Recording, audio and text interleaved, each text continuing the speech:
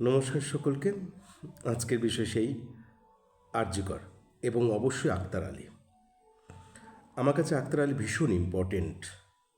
যখন এই জনজোয়ার ঘটেনি, আমরা আজকে হাজার মানুষের মধ্যে যদি পা মেলাই, অতটা ভয়ের কিছু নয়, কারণ এমন একটা জায়গায় পৌঁছেছে আজকে আন্দোলন, তখন একটা ব্যক্তি মানুষের অতটা ভূমিকা নেয়, এখন সামগ্রিক মানুষের আন্দোলনটা একটা ভূমিকা নিচ্ছে। কিন্তু আক্তার আলী যে সময় এই অন্যায়গুলোর বিরোধিতা করেছিলেন, তখন তিনি একা। আমি ওই লোকটিকে আবার স্যালুট জানিয়ে বলি, দেখুন, আজকে বিরোধী অনেক রাজনৈতিক নেতারা বলছেন এটা একটা ইনস্টিটিউশনাল বা প্রাতিষ্ঠানিক খুন, অভয়ার খুনটি বা তিলোত্তমার খুনটি। একদমই আমি একমত, কিন্তু এটাই ঘটে চলে। রাষ্ট্র ব্যবস্থা যারা চালান তারা কিন্তু খুনের রাজনীতিকে বিশ্বাস করেন। আমরা কয়েকটা রাজনৈতিক দলকে সন্ত্রাসবাদী বলে দাগিয়ে দিই। এটা এটা নিয়ম, কিন্তু এই ব্যবস্থা থেকে কীভাবে উদ্ধার হবে? এই রকম ছোটোখাটো যে কোনো শাসক দলের হোক, বিরোধী দলের হোক, যে কোনো অন্যায়ের বিরুদ্ধে সাধারণ মানুষ না দাঁড়ালে এই সিস্টেমটা চেঞ্জ হবে না।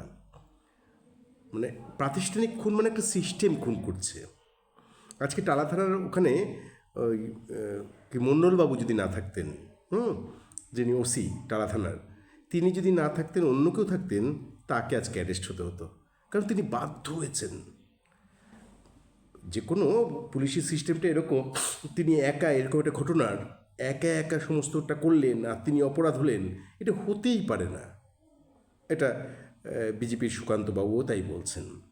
তেমনিভাবে সন্দীপবাবুর বেড়ে ওঠার পেছনেও বিভিন্ন ক্ষমতাশালী লোকের প্রভাব রয়েছে, ইনফ্লুয়েন্স রয়েছে।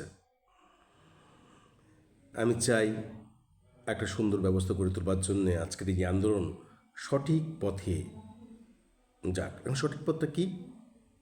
সঠিক পথ হচ্ছে একটাই, সেটা হচ্ছে যে সিস্টেম কোনো অন্যায়কে সহ্য করবে না, এরকম একটা সিস্টেম নিয়ে আসা। আপনি বলবেন অসম্ভব, আমি বলবো সম্ভব, কারণ পৃথিবীর ইতিহাসে অনেক অসম্ভবই সম্ভব হয়েছে জনজাগরণের মাধ্যমে। আক্তার আলীর সেই প্রচেষ্টা আজকে জনজাগরণে রূপান্তরিত হয়েছে।